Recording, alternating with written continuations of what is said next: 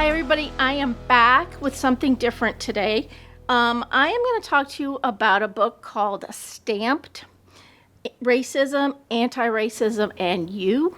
This one is by Jason Reynolds and Ibram X. Kendi, who wrote the bigger book that this is based on called Stamped from the Beginning, which is pretty much a history of racism, specifically in the United States, but also the beginnings in Europe and elsewhere. This book came up at a school board meeting in the town that I live in. And I am choosing to believe that this book was brought up because has won multiple awards for the fact that it is a history of racism and anti-racism. It has been written for different age groups. So there's a kid's book. These happen to be the teen versions. And then here's the audio version that I'm actually listening to in my car.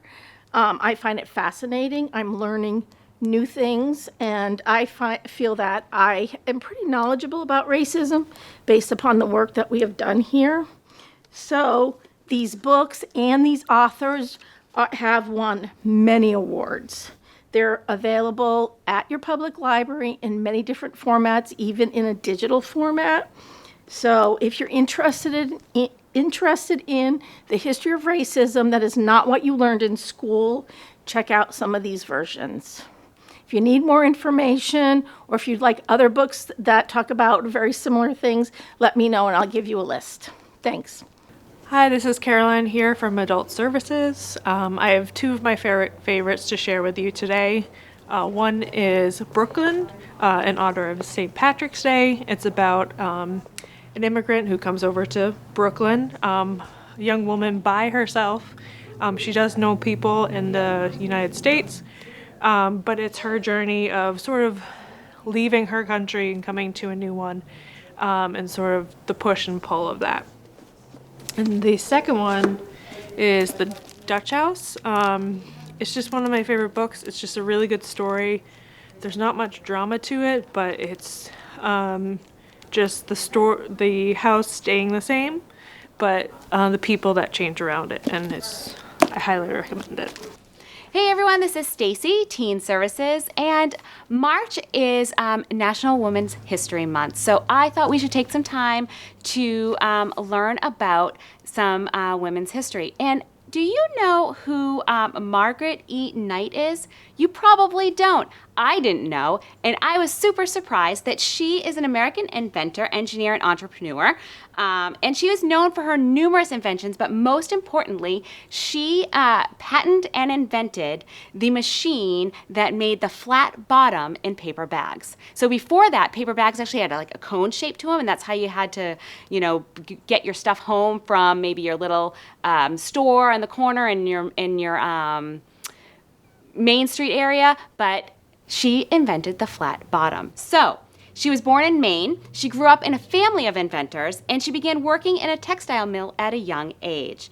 And then she went to the paper bag factory, and she witnessed the need for a better paper bag making machine. Throughout her career, though, she faced numerous challenges and obstacles, including sexism and patent disputes. However, she persevered, and she is remembered as a pioneering woman inventor whose work has impacted manufacturing. So, a new book is out called Maddie and the Machine. Now, this is a fiction book by Lynn Wynn Kazan, but it is about Margaret E. Knight. And so the thing that's really cool about this is it talks about her working in a factory, and she meets this guy, Frank, right? And she kind of they hit it off. But then she finds out that Frank actually makes more money than her. Actually, all the men who are brand new to the factory make more money than all the women that have been there previously. So she's like, what is going on with that? And she actually wants to show the boss, who says, well, the reason men make more is because they're better at making machines. They're better at inventing. So her and Frank go have a contest with each other. Who can make the better machine? And you know where it goes, the flat-bottom paper bag. So if you want to read this book, it's in the teen section on the news shelf. And if you're looking for something that might be nonfiction, we have plenty of others, but how about this one here, also new, Problem Solvers, 15 Innovative Women Engineers and Coder by PJ Hoover. So you might want to read this one too. And happy National Women's History Month. Hi everyone, it's Liz here in Adult Services, and this week my pick of the week is a great book that I've read recently called How Not to Drown in a Glass of Water by Angie Cruz. So this book, it's set in New York City. It is set in about 2008 during the Great Recession, and it is about an older woman by the name of Cara Ramirez, who has just lost her job at a factory and is trying to look for a new one.